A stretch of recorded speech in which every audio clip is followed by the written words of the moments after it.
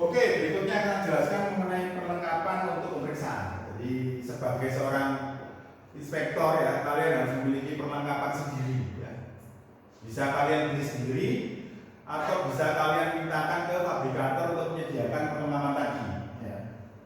Jadi kalau di sini sebelum saya jelaskan mengenai perlengkapan tadi, maka pendahulunya adalah hal utama yang wajib dimiliki oleh seorang inspektor atau surveyor yang bekerja di lapangan adalah mata dan badan yang sehat ya. Jadi badan yang sehat. Makanya mumpung masih muda maka banyak-banyak berolahraga supaya badannya sehat, nanti kalau sudah tua ya tidak sakitan. Karena kalau kalian bekerja di lapangan maka yang paling utama di situ adalah masalah kesehatan jasmani. Di samping itu kesehatan rohani juga penting.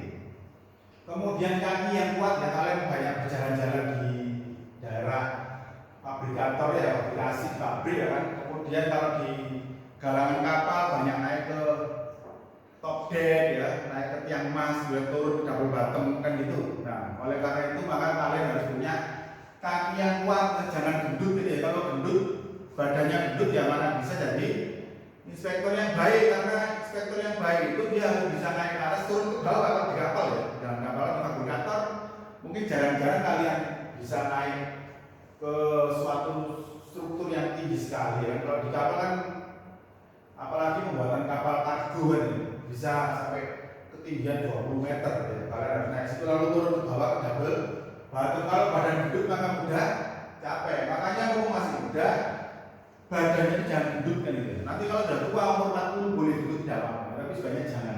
Nah, kaki yang kuat dan kemampuan berpikir yang bagus dari kesehatan mental ya.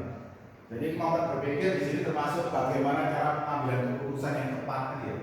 Makanya kalian harus punya knowledge ya, punya ilmu pengetahuan. Salah satunya adalah diperoleh dari bangku kuliah.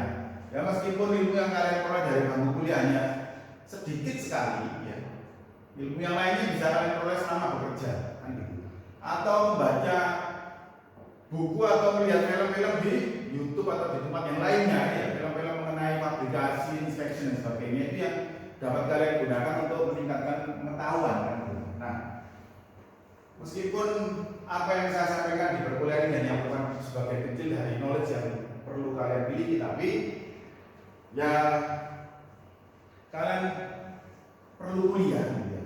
Kuliah lulus mendapatkan gelar sebagai sarjana teknik kan gitu ya. Gelar tadi diperlukan untuk memperoleh posisi yang baik pada waktu bekerja dibandingkan kalau dengan hanya lulusan sekolah menengah aja kan gitu. Sekolah menengah mungkin kalau bekerja di perusahaan yang bukan perusahaan keluarganya kan gitu, tidak bisa menduduki posisi manajer atau mungkin direktur ya, direksi. Tapi kalau sarjana teknik mungkin kan bisa ya, kecuali kalau lulusan SMA tadi punya perusahaan yang dimiliki oleh bapaknya yang baru bisa. Nah, selain kesehatan fisik dan akal diperlukan berbagai peralatan untuk menunjang kegiatan pemeriksaan di galangan kapal, yaitu adanya kantor perlu. Meskipun kantor tadi berupa kontainer ya paling tidak kalau di Indonesia panas maka kontainer harus ada AC-nya ya. Kalau kantornya ruangan di galangan kapal dikasih ruangan, meja, AC ya.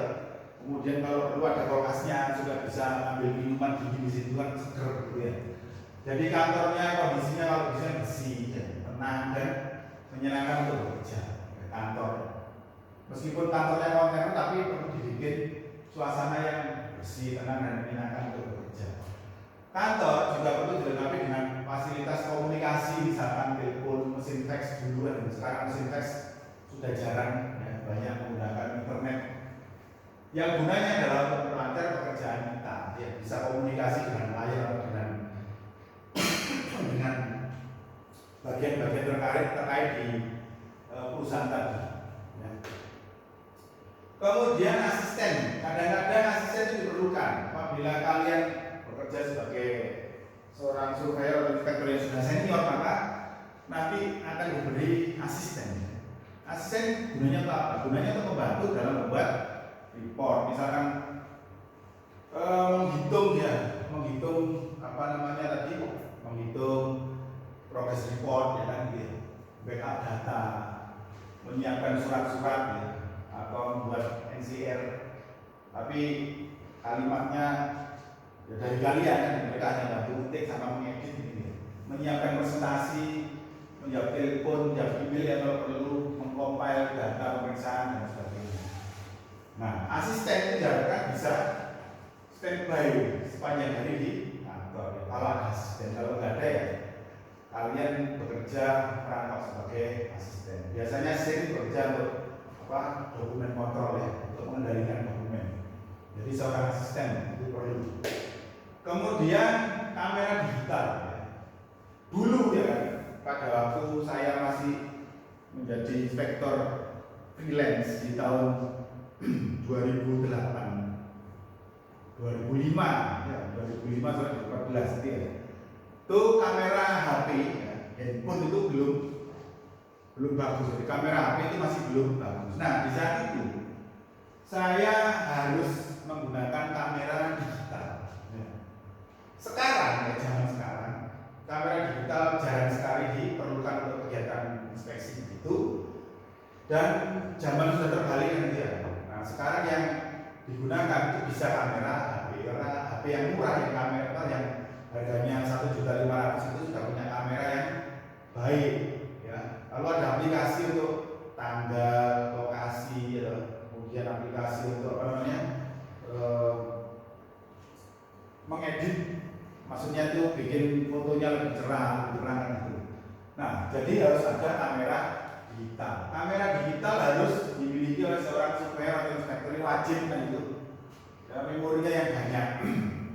Mengandalkan kamera HP tidak cukup. Ini zaman dulu tidak cukup, tapi kalau zaman sekarang kamera HP sudah lebih dari kamera digital, kecuali kalau kalian mau usaha fotografi ya. Itu kalau pakai HP mungkin hasilnya kurang optimum ya. Makanya untuk usaha fotografi itu biasanya menggunakan kamera sumber atau kamera SLR.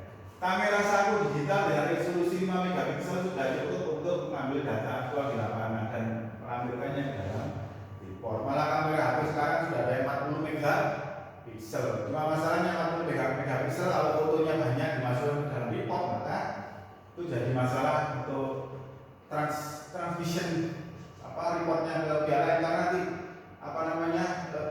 isi size-nya bisa besar gitu. Kemudian perkakas pemeriksaan. Jadi di sini paling tidak kalian harus memiliki palu ketok untuk memeriksa lasan ya. Ini kalau kita bicara mengenai pemeriksaan sambungan kelas ya. Welding gauge, kemudian jangka sorong, meteran, inspection mirror, flashlight, kalkulator.